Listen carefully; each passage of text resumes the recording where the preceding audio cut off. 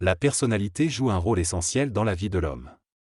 Elle permet à son énergie créative de s'exprimer à travers son ego en utilisant les facteurs d'émotion et de mentalité.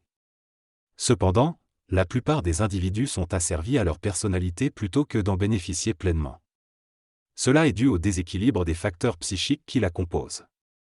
La personnalité doit être surveillée et ajustée par l'ego jusqu'à ce qu'elle soit parfaitement équilibrée. Tant qu'elle cause du mal et du souffrance, cela signifie qu'il y a un travail à faire sur le plan émotionnel ou mental. Les failles de la personnalité ne peuvent être éliminées que par la conscience supérieure de l'homme et son écoute de sa conscience créative. La personnalité est un champ de bataille à améliorer et à perfectionner pour trouver un équilibre entre le mental et l'émotion, et ainsi optimiser l'énergie créative de l'homme. Il existe une grande différence entre l'esprit et le plan mental. L'ego et la personnalité sont également très liés, mais lorsque l'ego est bien réglé dans son mental et qu'il possède une conscience réelle, la personnalité devient un atout plutôt qu'un obstacle. L'objectif de l'homme nouveau est d'être libéré de sa personnalité et de lui donner la direction dont elle a besoin pour lui rendre la vie douce. La personnalité peut brouiller la vie de l'homme et créer des drames, mais elle peut être transformée avec une grande confiance en soi et une honnêteté totale. La personnalité ment constamment à l'ego et il revient à la partie consciente de l'homme de voir la réalité de sa personnalité. La personnalité est directement liée à l'ego et lui envoie des impulsions émotionnelles et mentales. L'ego a besoin de l'aide de son esprit pour ne pas être trompé par la personnalité et ajuster celle-ci de manière créative. Sinon, la personnalité utilisera l'insécurité de l'ego pour le manipuler. La personnalité est formée par les impressions reçues depuis la naissance et est souvent inconsciente. Avec l'évolution, les impressions conscientisées changent la personnalité. Cependant, la personnalité est souvent dégénérée puisqu'elle est basée sur des impressions extérieures inconscientes. L'ego peut transformer sa personnalité en la regardant et en la contrôlant. Se laisser dominer par la personnalité équivaut à être dirigé par des chevaux attachés à une carriole. L'homme conscient contrôle sa personnalité et se met bien dans sa peau en la corrigeant. L'homme conscient n'est plus esclave de sa personnalité, mais possède une fonction créative. En prenant le contrôle complet de sa personnalité, il cesse de souffrir émotionnellement et mentalement. L'homme passe souvent sa vie à chercher sans jamais vivre pleinement, car sa personnalité le retient dans des cycles de recherche et de souffrance.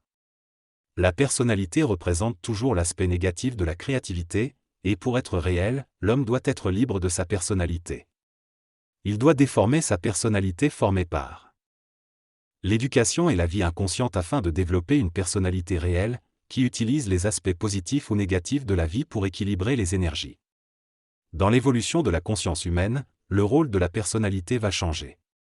Au lieu de représenter la projection du mental et des émotions de l'ego, la personnalité deviendra de plus en plus transparente, permettant à l'énergie créative de circuler facilement à travers l'individu. La personne, quant à elle, représente les aspects créatifs de l'individu. Aujourd'hui, nous parlons encore principalement de la personnalité, mais à mesure que l'homme devient plus conscient, nous nous adresserons davantage à la personne plutôt qu'à la personnalité. La personne consciente sera l'expression d'une nouvelle relation entre l'énergie créative, l'ego et l'humanité. Lorsque l'homme se sent en tant que personne plutôt qu'en tant que personnalité, cela indique une vitalité et une authenticité différentes, ainsi que des capacités créatives au-delà de la simple personnalité planétaire. La personnalité représente l'expérience inconsciente, tandis que la personne représente l'expérience conscientisée de l'homme. La différence entre les deux coïncide avec la différence entre le mental inférieur et supérieur de l'être humain. Dans le mental supérieur universel, l'émotivité n'a plus de pouvoir, contrairement au mental inférieur où l'émotivité influence la perception des choses et crée la personnalité. La personnalité unit l'esprit et l'ego, mais tant que l'ego n'est pas suffisamment évolué, elle représente une conscience planétaire plutôt qu'une conscience consciente que l'on trouve chez la personne humaine. Ainsi, la personnalité est à l'involution ce que la personne est à l'évolution. La personnalité et la personne sont deux concepts distincts dans la conscience humaine. Alors que la personnalité est caractérisée par la dualité, l'ambiguïté et les passions humaines, la personne représente une synthèse de force cosmique qui se manifeste à travers les aspects planétaires de l'homme.